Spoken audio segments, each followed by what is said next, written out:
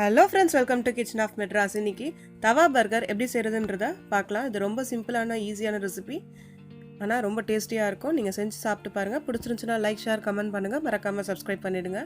Facebook பேஜும் follow பண்ணுங்கள். வாங்க எப்படி செய்கிறதுன்றத பார்க்கலாம். பேன் எடுத்துக்கோங்க. பேனில் 2 ஸ்பூன் பட்டர் சேர்த்துக்கோங்க. பட்டர் மெல்ட் ஆனோடனே நான் வந்து ஒரு 3 முட்டை உடச்சி ஊற்றிக்கிறேன்.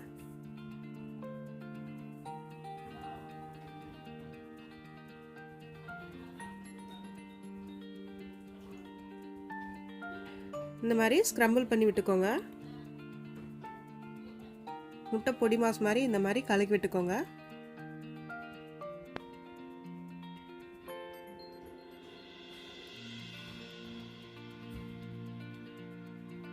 இந்த மாதிரி ஸ்க்ரம்பிள் பண்ணோடனே பெப்பரும் சால்ட்டும் சேர்த்துக்கோங்க.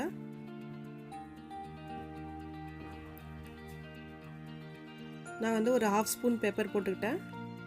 சால்ட் வந்து 2 சிட்டிகை போட்டாச்சு.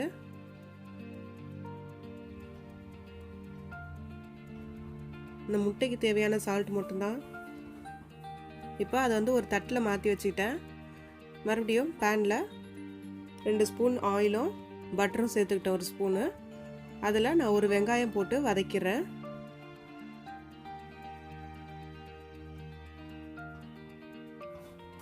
வெங்காயம் நல்லா வதங்கினதும் தக்காளி சேர்த்துக்கலாம். இஞ்சி பூண்டு பேஸ்ட் சேர்த்துக்கோங்க. எல்லாத்தையுமே நல்லா இந்த மாதிரி வதக்கி எடுத்துக்கோங்க.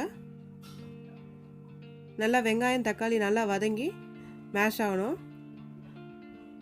மஞ்சத்தூள் ஒரு 1/2 ஸ்பூன் சேர்த்துக்கிட்டேன்.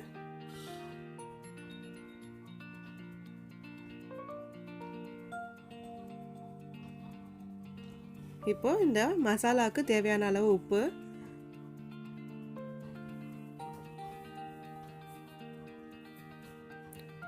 இந்த மாதிரி மிக்ஸ் பண்ணி விட்டுருங்க. மிளகாய்த்தூள் நான் குழம்பு மிளகாய்த்தூள் சேர்த்துருக்கேன்.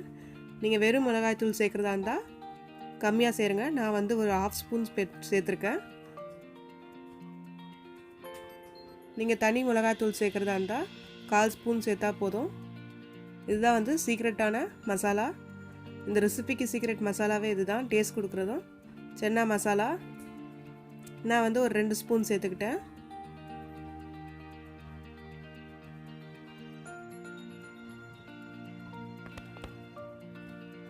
சென்னா மசாலா இருந்தால் சென்னா மசாலா சேர்த்துக்கோங்க. இல்லைனா பாவ் பஜ்ஜி மசாலா இருந்தாலும் அது கூட சேர்த்துக்கலாம்.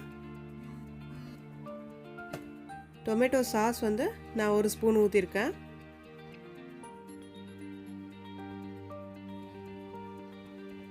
இப்போது நம்ம மிக்ஸ் பண்ணி வச்சுருந்த ஸ்க்ரம்பிள் பண்ணி வச்சுருந்த எக்கை சேர்த்துக்கலாம். சேர்த்து எல்லாத்தையுமே இந்த மாதிரி கலந்துட்டுக்கோங்க.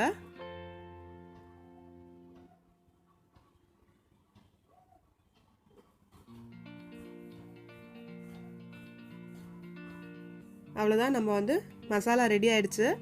இப்போது பன் வந்து டோஸ்ட் பண்ணிடலாம். இந்த மாதிரி பாதியாக கட் பண்ணிவிட்டு பர்கர் பன்னோ இல்லைனா வந்து டீ ஷாப்பில் வந்து கிடைக்கிற பன் கூட நீங்கள் யூஸ் பண்ணிக்கலாம்.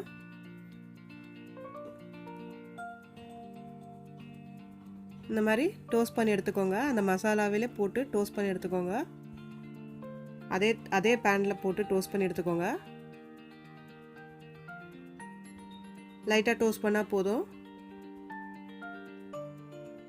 இப்போது அந்த மசாலா நம்ம ரெடி பண்ணி வச்சுருந்த மசாலாவை ஆட் பண்ணிக்கலாம்.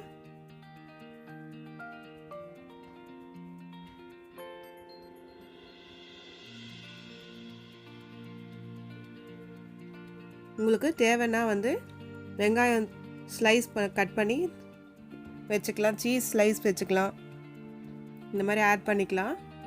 நான் வெங்காயம் ஸ்லைஸ் வந்து ஆட் பண்ணலை, சீஸும் சேர்க்கலை. உங்களுக்கு வேணும்னா சேர்த்துக்கலாம், இன்னும் நல்லாயிருக்கும்.